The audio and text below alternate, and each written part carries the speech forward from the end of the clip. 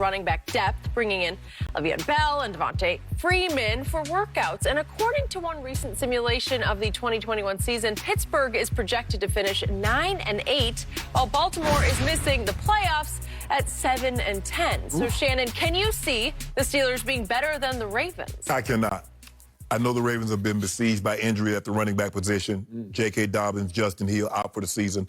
Bateman starts the season on IR, the #1 draft pick at the wide receiver position, Skip. But I still think this is a very good football team. Lamar Jackson will continue to get better. I like the offensive line. Ronnie Staley's back. Remember, Skip, he missed 10 games last year. He goes back to his left tackle. They signed Bill on the waiver from Pittsburgh Steelers. He goes to right tackle. Kevin Zeitler came over from the Giants. He's at a guard position. Their offensive line is going to be really good. Defensively, we know what the Ravens are defensively. That back end is as good as we have in all of football with the back with Humphrey and Peters. So they're going to be good on that side of the football again. Skip, you like Pro Football Focus. This is your favorite site. It's your Bible of things. You got a real Bible and another Bible, and this is it. It says the Pittsburgh Steelers offensive line is ranked 31st going into the season. But did you keep reading? 31st. That good? Yeah, but they said they were very good in the preseason and might be underrated going into the regular season. They ain't you got to keep reading. Okay, Pouncey, All-Pro. Pouncey probably might get a bust in Cooperstown. He went to 9 Pro Bowls, but he's on the All-Decade team. DeCastro went to the Pro Bowl. Villanueva has been a Pro Bowl player at left tackle. He's gone. So you're going to replace 3 guys that have been Pro Bowl or All-Pro players with what? With who? Good luck with that. Big Ben is 39. We haven't seen him push the ball down the field, have we? That digging and dunking. How that working out for you? No way. You want some do on that one? I do want some do. Oh, I saw you coming. See how I did that? Your favorite website, Pro Football Focus, says, in conclusion, the Steelers were overrated last year until the inevitable happened, but now they may be severely underrated. I've been trying to tell you that all preseason, severely underrated. Because of #1, Ben Roethlisberger, and #2, Mike Tomlin. That's all I need. I saw a Ben in the preseason who looked like the Ben of old before he had reconstructive surgery on his elbow, and he was not right last year, and you were trying to retire him. They did get to 11-0. I don't know how. And what did I tell you? 11. The whole one. What did I tell you, Skip? I said, Skip, that's fool's goal. Really? Oh, no. I said, Skip, that's fool's goal is not real. And what happened? Got the doors blown off at home. Okay. What's about to happen is you're about to get your doors blown off by these Steelers because Ben is back. And that Freiermuth that they drafted, along with Ebron and Claypool and Juju and Deontay Johnson, he's got weapons. And then the key weapon is Najee. You loved him at Bama. I still do. Love you some Tide. And he is going to roll like the Tide for Pittsburgh. It's just what the doctor ordered. His offensive line ain't as good as the Tide. Yeah, well, it probably isn't. Unfortunately, it probably isn't. But it's better than you think it is. And if they can figure out this T.J. Watt dilemma that's stuck in right now, he ain't coming. I'm not sure the Steelers have ever faced one quite like this. Because you know why, Skip?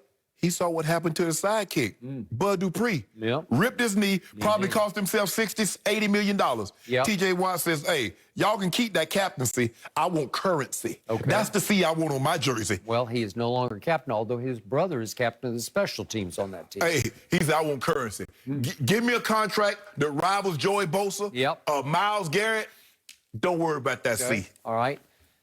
I'm not worried about this team if they figure this out. And I just believe this organization will get this figured out before the open. They don't really like to play nobody but the quarterbacks. Okay, That's what the history is. He is special. Yes, he is. He is a difference maker. He is a game wrecker. He's outperformed. And I believe he will wreck some games for them this year. It might not wreck opening day. Okay. Well, he might not. But I still say they are way better than you think they are. And again, the one projection we're using, the ESPN one, has them at 9-8, which ekes into the playoffs. But it's got the Ravens at 7-10. It just feels like a not meant to be season for the Ravens. Man, you take these simulations as the gospel. They're simulations. When it comes to the Cowboys, it's the gospel. And they talk about the simulation, talk about, oh, the Cowboys get off to a slow start, and then they picked up steam. Bruh, stop with the dramatic effects. It's simulation. Okay. Nobody trying to hear nobody no pick up steam.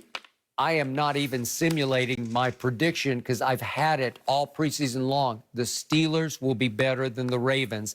the Steelers will eke into the playoffs with the Browns dominating that division and getting to the Super Bowl. I said it first.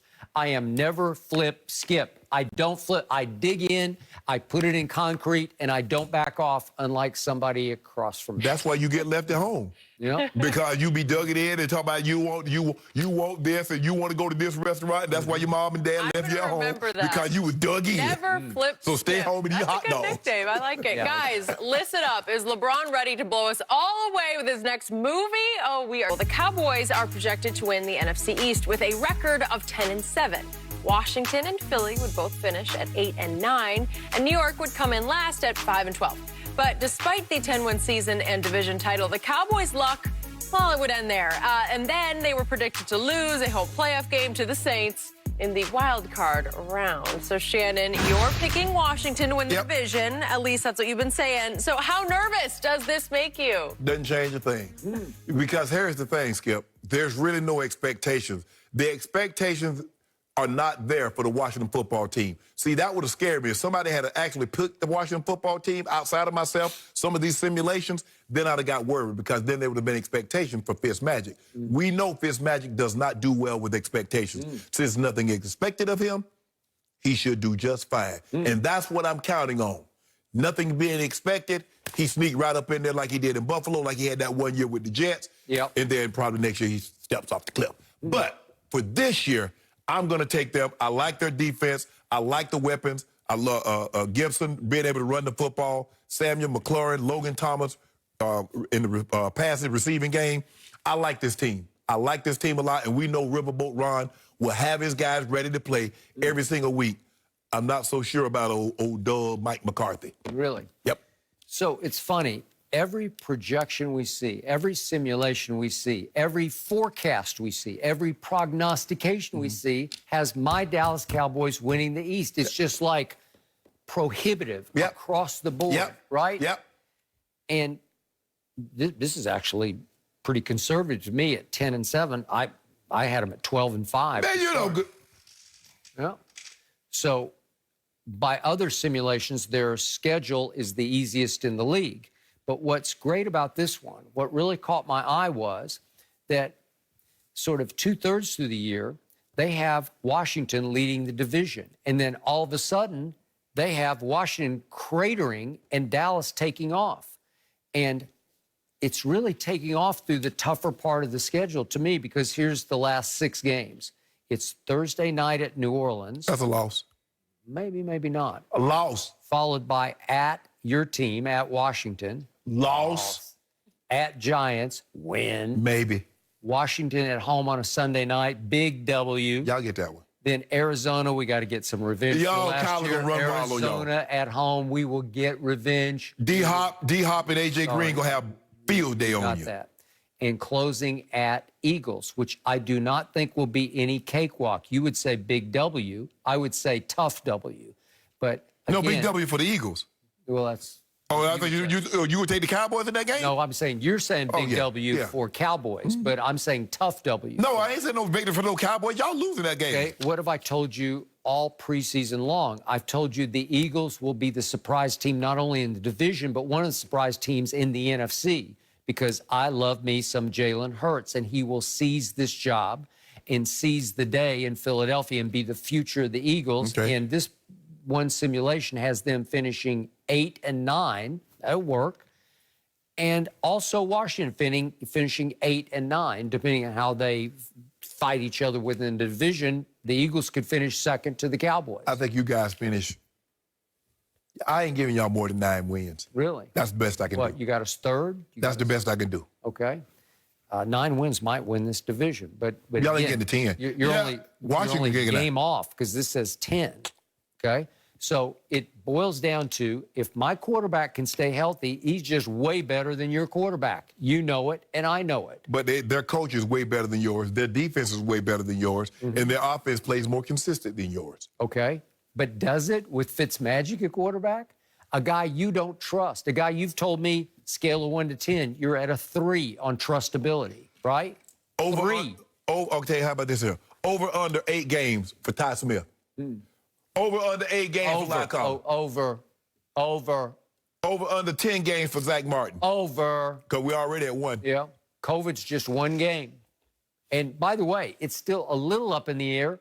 He might be able to pass those back-to-back tests. I know it's a long shot, but it's still a shot that he might be able to play this Thursday night. It doesn't matter. Vita Vea, Sue whipping.